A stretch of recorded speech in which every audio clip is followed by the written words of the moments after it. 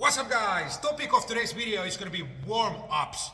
There is a lot of controversy around warm-ups these days in Jiu-Jitsu, and especially because there's a lot of guys who say like you don't need traditional warm-ups, you can go straight to do Jiu-Jitsu, and I kind of agree and disagree at the same time. And what I mean is, I'm a firm believer of strong warm-ups, but for example doing jumping jacks or something like that in my mind makes no sense. But for me, I do a lot of traditional warm-ups, let's say for example front rows, back rows, all kind of stuff that makes you better in tatami.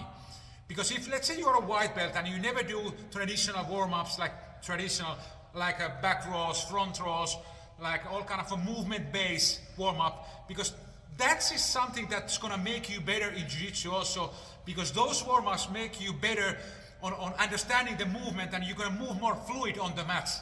Because for me, is always when we do warm-ups, I try to do something that is related to Jiu-Jitsu. You know, we are not just only warming up to get warm.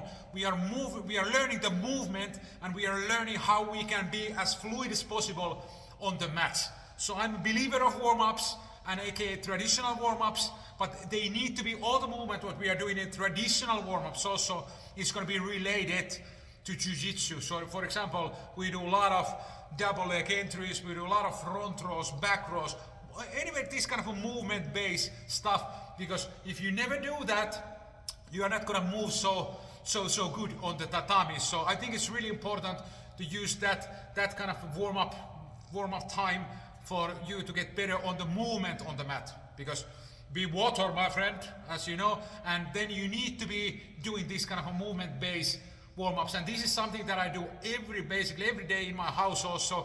I'm on the mat, and I do all kind of a movement, slow, I go back rows, front rows, I want to move on the ground.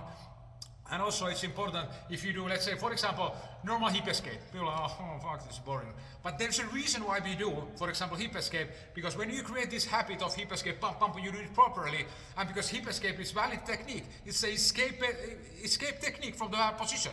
Okay, you can use traditional hip escape, for example, from the mount, from the half guard.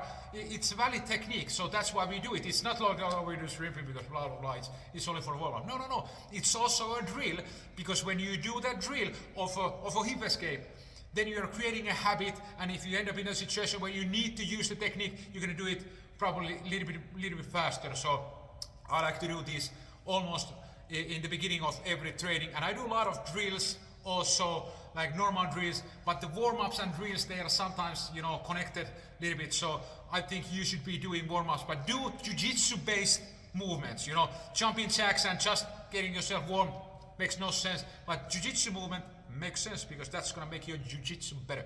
So do warm-ups, keep smiling, and remember, Jiu-Jitsu never dies, baby. Boom, woo.